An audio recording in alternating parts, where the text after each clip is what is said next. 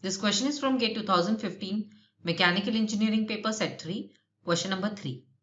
A gear train made up of 5 spur gears as shown in the figure. Gear 2 is driver and gear 6 is driven member.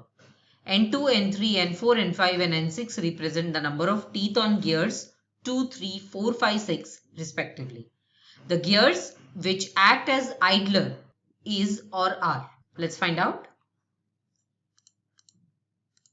So it's given that gear 2 is the driver gear and gear 6 is the driven gear.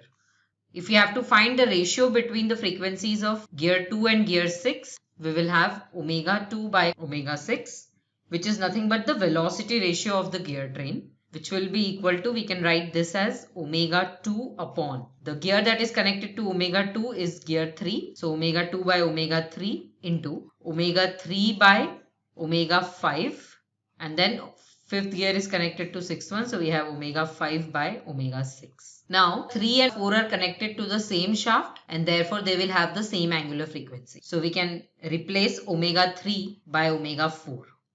Doing that, we get the velocity ratio as omega 2 by omega 3 into omega 4 by omega 5 into omega 5 by omega 6.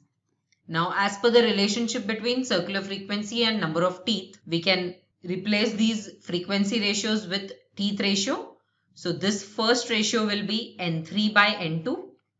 We have an inverse relationship. So, the ratio of teeth is inverse of the ratio of circular frequency into the second ratio is N5 by N4 into the third ratio will be N6 by N5.